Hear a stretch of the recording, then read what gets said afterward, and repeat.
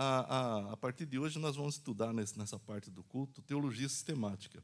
Teologia sistemática é alguma coisa do outro mundo? Não.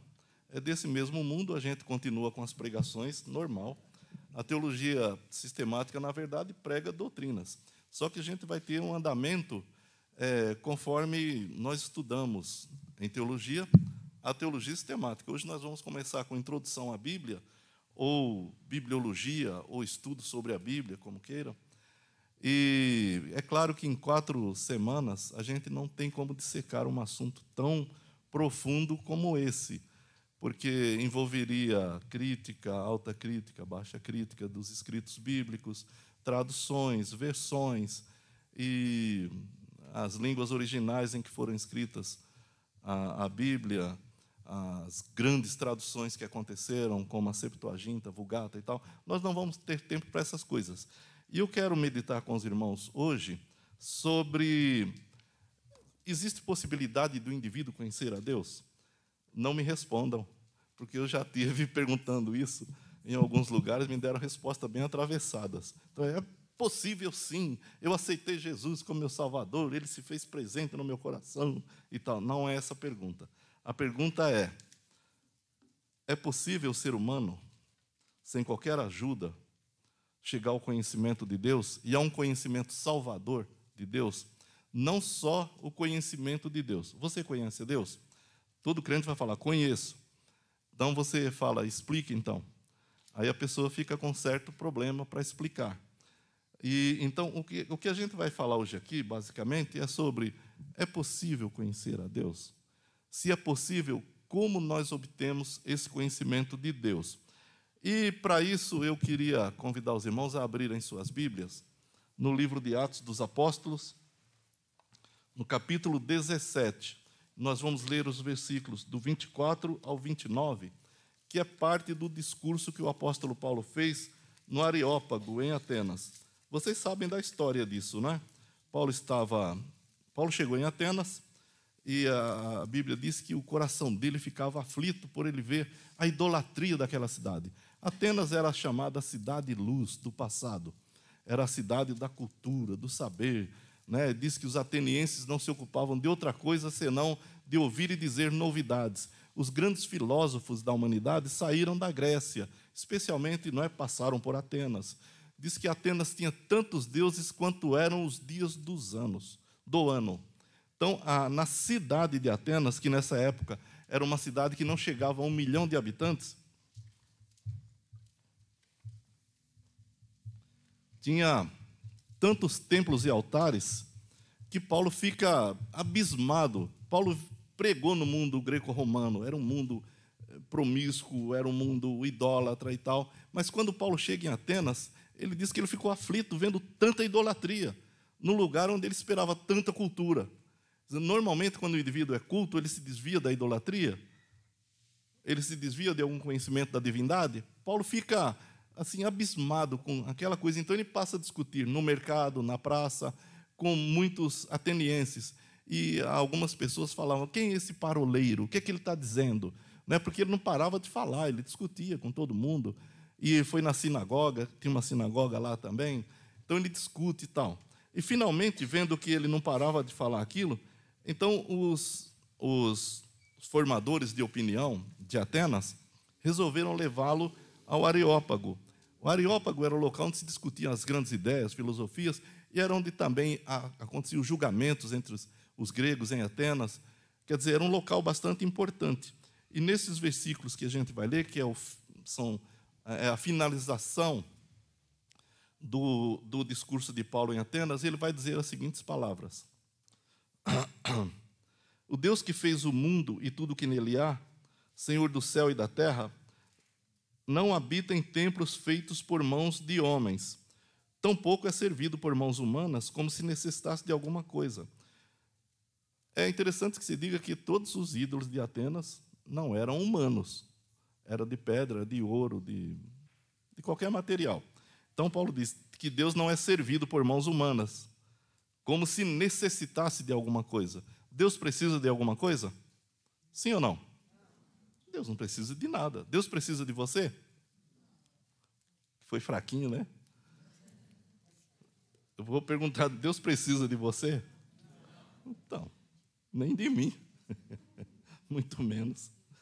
Tampouco é servido por mãos humanas como se necessitasse de alguma coisa, pois é Ele mesmo quem dá a todos a vida, a respiração e todas as coisas. E Paulo continua falando, de um só, que é de Adão, Paulo está se referindo a Adão, fez toda a raça humana para que habitasse sobre toda a superfície da terra, determinando-lhes os tempos previamente estabelecidos e o território da sua habitação. Veja que Deus predetermina todas as coisas. De um só fez toda a raça humana para que habitasse sobre toda a superfície da terra, determinando-lhes os tempos, ou seja, as estações que regem a terra,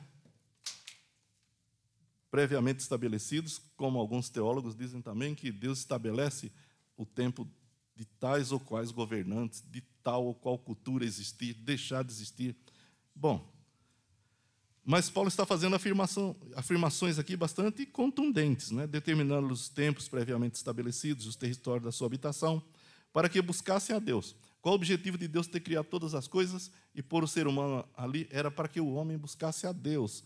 Mas aí Paulo fala, e mesmo tateando, ou seja, se fosse possível encontrar. Já viu um cego procurando alguma coisa? Já viu um cego procurando uma agulha num palheiro? O que você acha que ele vai achar? Ele está lá tateando, mas não vai achar, né? A não ser que ele fure a mão em alguma... Achei, né? Mas vai ser um mero acaso, né? Para que buscasse a Deus e mesmo tateando pudesse encontrá-lo. Ele, de fato, não está longe de cada um de nós. Veja quantas declarações tem aqui de Paulo a respeito de Deus. Pois nele vivemos, nos movemos e existimos. Como também alguns dos vossos poetas disseram. Poetas aqui que Paulo fala é algum filósofo. Aqui ele está citando Epimênides ou Cleanto, né, que disseram isso.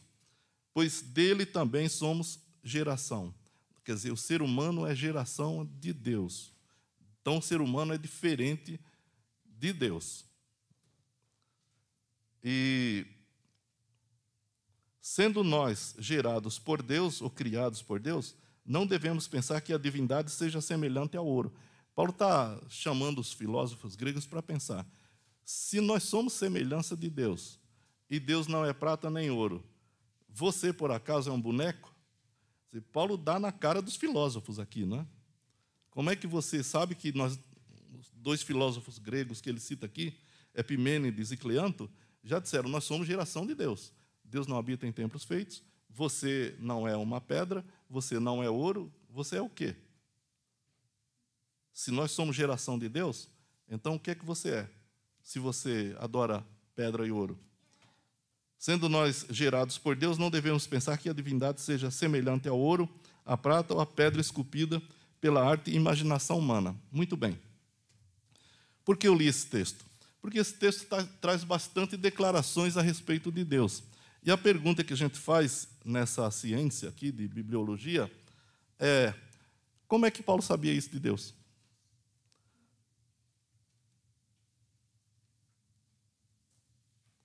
Você já viu a Deus? Alguém viu Deus aqui? Já viu? Levante a mão. Não, vi num sonho, num ser, não sei o quê. Você não viu, não. Então, a pergunta que se faz é, como Paulo sabe isso a respeito de Deus? Como você pode saber o que sabe a respeito de Deus? Leiam para mim, por favor, 1 Timóteo 6,16.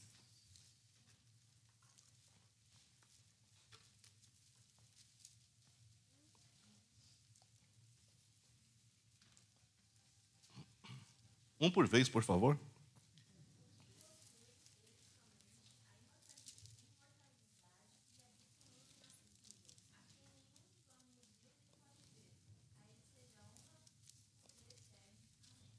Vamos citar juntos esse versículo para que todos nós conheçamos o...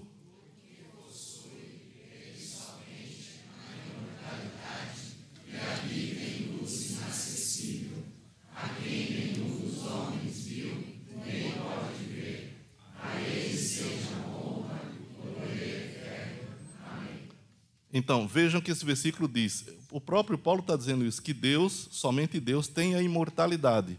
E ele habita em luz de que forma? O que seria uma luz inacessível? Hã?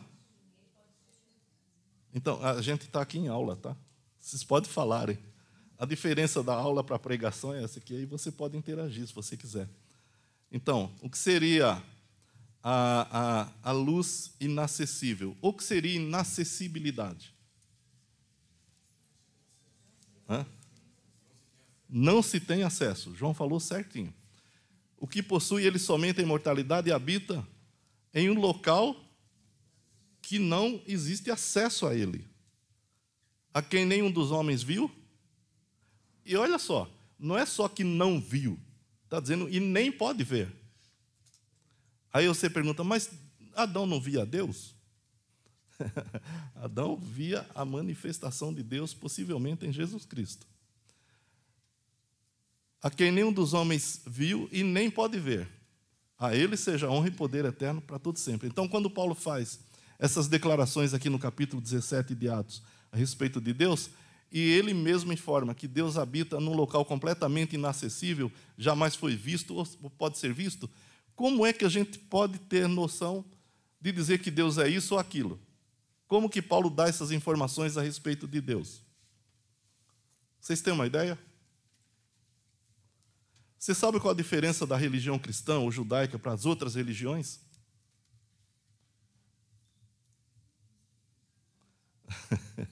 Você sabe o que é religião? O que é religião? Religação é a palavra latina para religião. Religare, né? Religação. Mas você sabe definir religião? Vocês estão rindo de religião, hein? O que é religião? A religião humana comum, normal, é, na verdade, um conjunto de regras, de normas que um ser humano que se julga conhecedor da divindade estabelece para que outros sigam. Então, a religião humana é feita por seres humanos que nunca viram a Deus, não têm acesso a Deus e não podem dar informação nenhuma a respeito de Deus. Mas como é que você tem acesso a essas informações? Como você pode ver e saber alguma coisa a respeito de Deus? Por uma coisa bem simples que a Bíblia chama de revelação. A teologia chama de revelação. Deus se revelou. Eu perguntei se você sabe a diferença fundamental entre o cristianismo e as demais religiões. A diferença é essa. As demais religiões são criadas pelos seres humanos. São dogmas, ritos, normas que as pessoas criam supondo conhecerem o que agrada ou desagrada a divindade. Faça isso que agrada a Deus. Faça aquilo e não faça aquilo porque aquilo desagrada a Deus. A pessoa nunca teve acesso. Na época do profeta Jeremias, havia os falsos profetas. E os falsos profetas, eles levavam o povo a errarem. E Pedro disse que quando a igreja se estabeleceu, entre o povo haveria também falsos doutores, que se imiscuiriam, entrariam no meio do rebanho, sorrateiramente e trariam heresias destruidoras. Então, a gente tem que ficar muito atento a essas coisas. Como é que o ser humano conhece a Deus? Como é que o ser humano pode informar a Deus de forma eficaz? Os profetas, os falsos profetas do Antigo Testamento, Deus disse para Jeremias, eu não os enviei e eles não trouxeram benefício algum a este povo. Sobre os falsos mestres, não salva ninguém, é um evangelho completamente inócuo, é um evangelho social, não é o evangelho da justiça de Deus, que demonstra também o amor de Deus, não é o evangelho que encontra o ser humano pecador e o chama ao arrependimento, mas é um evangelho humano, é uma religião humana, criada por seres humanos. Né? Eu disse outro dia, numa pregação à noite, que a igreja quem deve dar diretriz ao mundo, não pegar as coisas do mundo para que a igreja tenha suas diretrizes. O que vem do mundo não vem de Deus. E a Bíblia é clara sobre isso. Então, o profeta Jeremias disse que aqueles falsos profetas não entraram no conselho de Deus para saber quem era Deus e o que Deus queria. Os falsos profetas fizeram isso. E os falsos mestres, eles partem de teorias, teorizam a fé cristã, pegam os subsídios disso no pensamento atual. Normalmente, o pensamento humano ele é de época. Época X era aquilo, época Y é aquilo. A atual, nós temos as nossas nuances também. Mas não é um evangelho que seja eficaz. Então, como é que a gente pode saber que um evangelho é eficaz? Quando é o evangelho revelado na Bíblia. Como é que nós podemos saber o que Deus quer de nós? Como é que nós podemos saber quem é Deus, o que Ele pensa e o que Ele quer? Através do estudo bíblico. Se uma pessoa que ensina a Bíblia não conhece a Bíblia, ela não deve ensinar a Bíblia. Não importa o livro que ela leia. Não importa o livro que ela leia. O livro fundamental da igreja é a Bíblia. O Antigo Testamento e o Novo Testamento, ambos são palavra de Deus. Neles, nos testamentos, nós encontramos a vontade expressa de Deus. Você ter lições, aula ou pregações com alguém que nunca leu a Bíblia inteira, pelo menos uma vez na vida, ou não conhece a Bíblia, é como você consultar um médico que não é formado em medicina. É como você consultar um advogado que não tem conhecimento jurídico. É como você contratar um engenheiro que nunca estudou engenharia. Não vai dar certo. Então, o livro-texto da igreja é a Bíblia, porque a Bíblia é a revelação de Deus. Deus se revela a nós pela Bíblia. Vamos ler Hebreus, capítulo 1, versículos do 1 ao 3.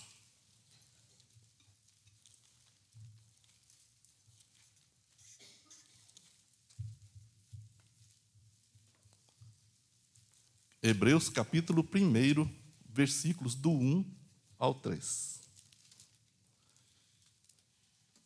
Olha o que diz a palavra de Deus. No passado, por meio dos profetas, Deus falou aos pais muitas vezes, e de que forma? De muitas maneiras. Nesses últimos dias, porém, Ele nos falou pelo Filho, a quem designou herdeiro de todas as coisas, e por meio de quem também fez o universo.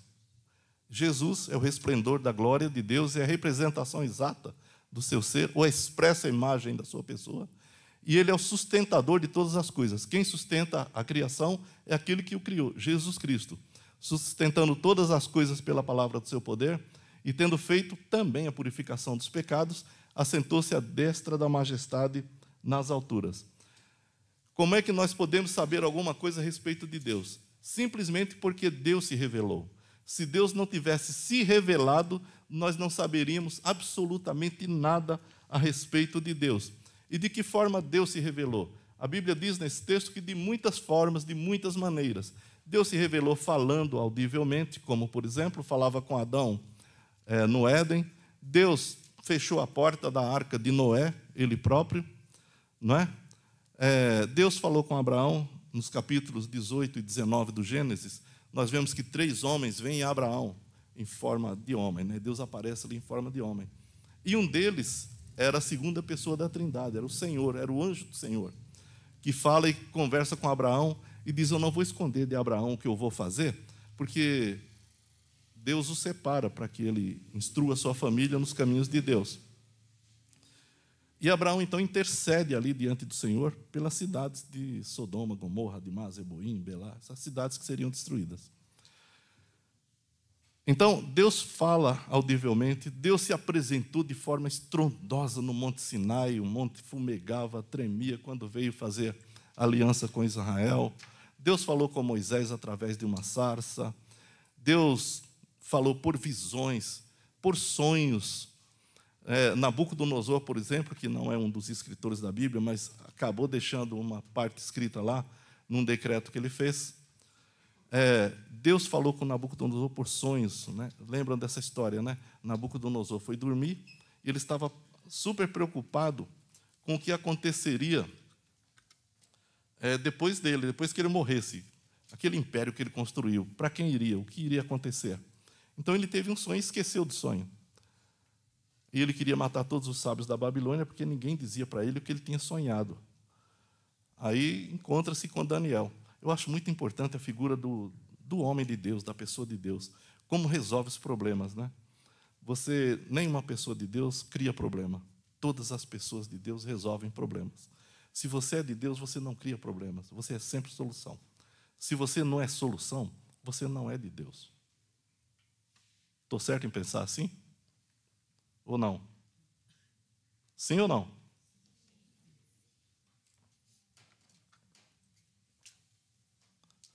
Então, Deus se revela de várias formas. Falou com os profetas, falou ao coração dos profetas. Deus se revela de forma especial. Deus se revela de forma especial na Bíblia. A Bíblia é a revelação de Deus, a revelação do que Deus é, do que Deus quer, do que Deus pensa, do que Ele faz, do que deixa de fazer. Na Bíblia você encontra a história da humanidade contada desde o Éden, desde a criação, e a Bíblia é um livro que vai além da história. Você, quando encontra os textos apocalípticos, Deus vai mostrar como será no futuro.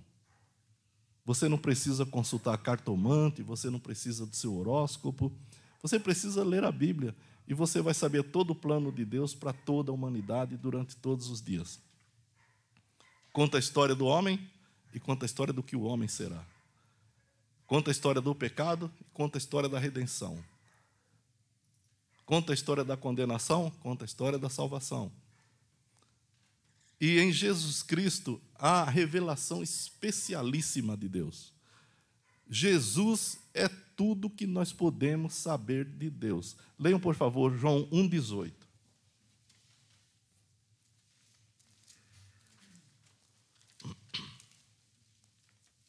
Ninguém jamais viu a Deus. O Deus unigênito que está ao lado do Pai foi quem o revelou. Vamos ler juntos esse versículo? Vamos lá? Ninguém.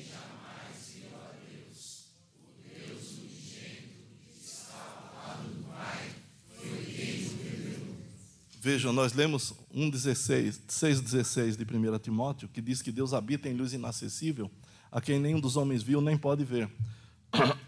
João 1,18 diz, ninguém jamais viu a Deus. Complementa isso. No entanto, o Deus unigênito, o Filho, o Senhor Jesus Cristo, que está ao lado do Pai, no momento que João escreve, foi quem o revelou. Então, tudo que nós podemos saber de Deus está em Jesus. O que nós podemos saber de Deus? Está em Jesus. Então, é necessário que você conheça profundamente a história de Jesus, o que Ele fez, como fez, para nos salvar, para nos redimir e contar. Existem duas formas de se contar a história. A história que você ouve e a história que você vive. Né? A história que você ouve é uma coisa, a história que você vive é outra coisa. Não é? Jesus viveu essa história. Ele é Deus com o Pai. Então, é Ele quem nos traz a revelação de Deus. Jesus não tem uma história que ouviu dizer. Ele viveu com o Pai. Ele é um com o Pai. Ele é Deus eterno que se fez homem. Agora, existem algumas teorias que são contrárias a essa ideia de revelação que eu estou falando aqui. Grande parte dos seres humanos não creem que a Bíblia seja a palavra de Deus.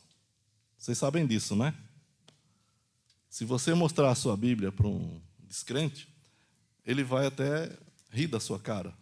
A Bíblia é um livro antigo, a Bíblia não serve para nada. A Bíblia foi escrita por homens. A Bíblia foi escrita por homens? Que tipo de homem? Inspirados por Deus. Eu vou falar numa das nossas aulas aqui sobre o que é inspiração, para vocês terem uma ideia do que é inspiração para escrever a Bíblia, que é diferente de uma inspiração, por exemplo, para fazer uma poesia, para fazer uma música, para fazer alguma declaração interessante. A Bíblia foi inspirada por Deus. Então, mas se você chega para o incrédulo com a Bíblia na mão, assim, muitos de nós hoje nem andam mais com a Bíblia, né? Tem o celular. No meu celular aqui eu tenho não sei quantas versões da Bíblia. Na verdade, eu não preciso andar com a minha Bíblia para ler texto da Bíblia. Eu tenho aqui. Tem muitas versões aqui. Tem versões, inclusive, em outras línguas, que eu não falo.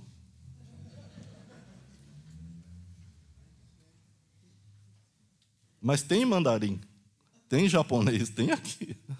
E tem em português praticamente todas as versões. Né? E, então, a gente andar com um livrão desse na mão hoje, para quê? Né, se eu tenho meu celular?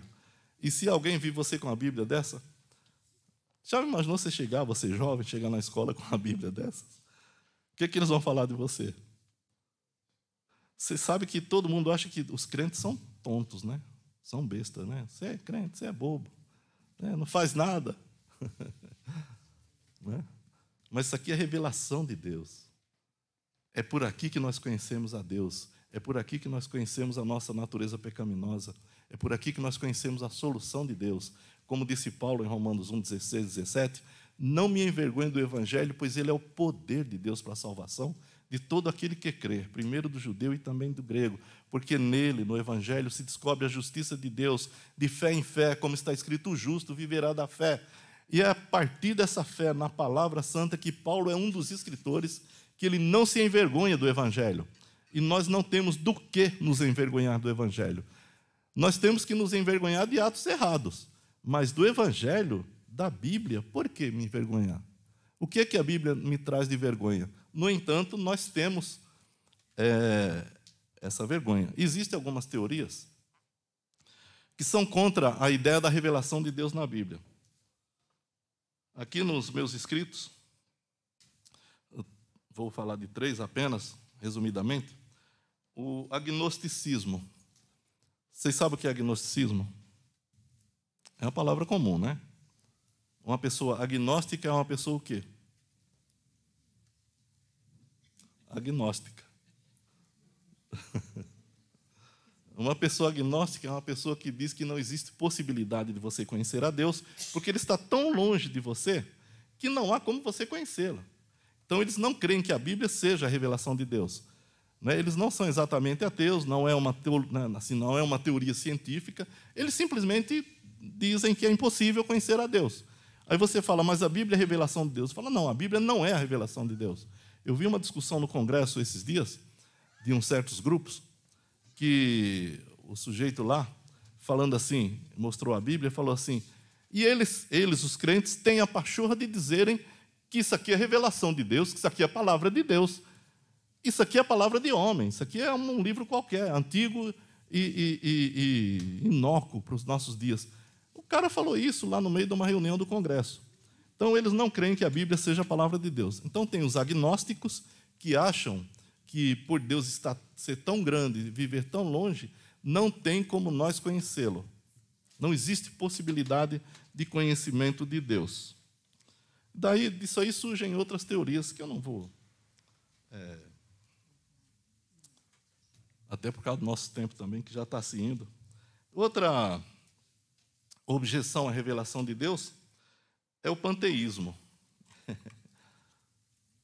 Panteísmo.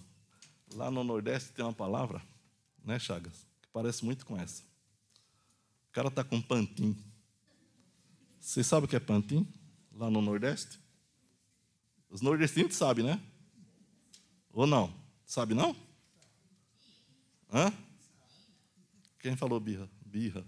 Foi lá minha genra. Minha genra sabe. Quando está com birra, quando está com coisinha, fala, isso está com pantim. Isso não é nada. A pessoa está se fingindo de doente, está com pantim.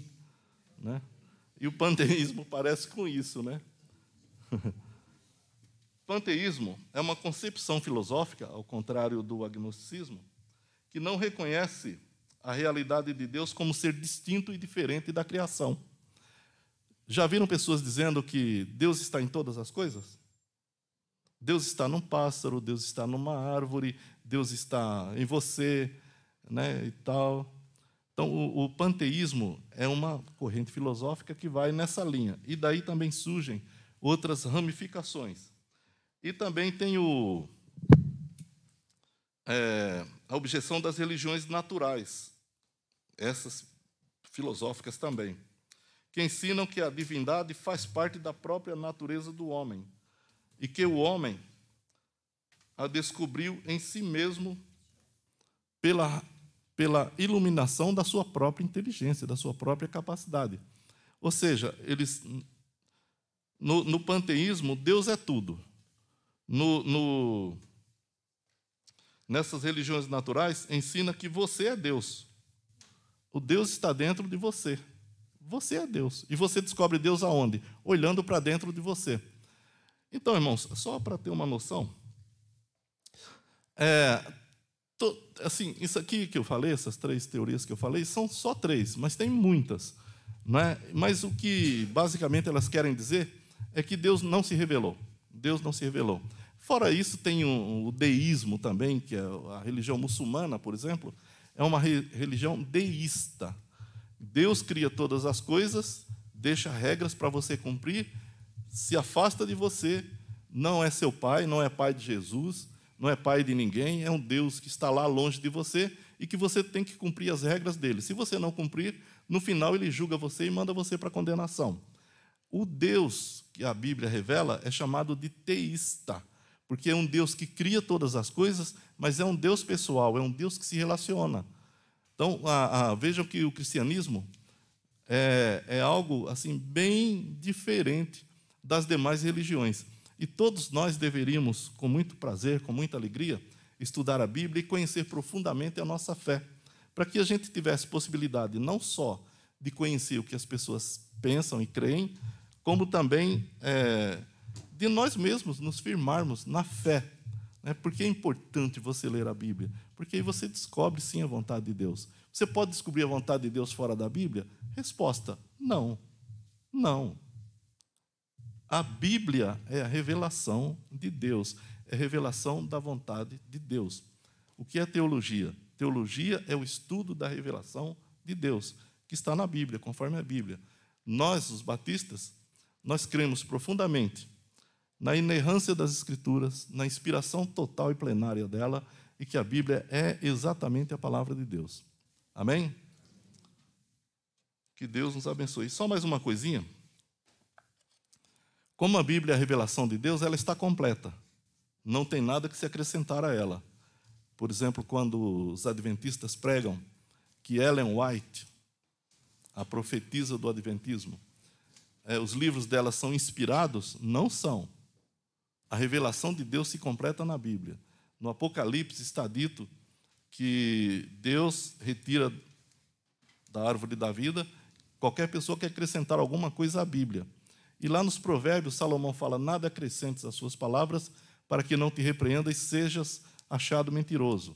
O Deuteronômio também fala algo a respeito. Então, a Bíblia, como está, é completa. É a completa revelação da palavra de Deus. Se surgir uma profecia, uma visão, uma revelação, além e fora do que está na Bíblia, não é de Deus. É do diabo ou da carne. É da invenção humana, mas não é de Deus. Amém?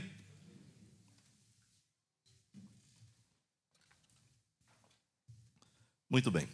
No próximo domingo, a gente prossegue, trazendo mais algum estudo sobre isso, e nós vamos falar sobre o registro da revelação de Deus e a inspiração.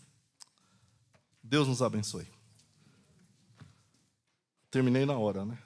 Pensei que eu ia passar da hora, não passei. Graças a Deus. Vamos ficar em pé. Vamos orar.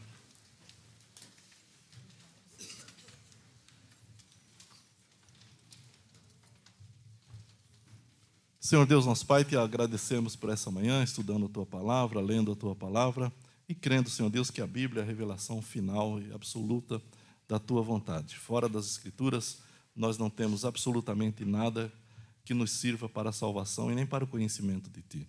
Qualquer conhecimento além das Escrituras, Senhor Deus, seja espúrio, como diz a Tua Palavra, seja anátema, seja nada, Senhor Deus, e que jamais fira as nossas mentes, consciências e corações, mas que a nossa fé esteja bem firmada em Ti, conforme revelada na Tua Palavra.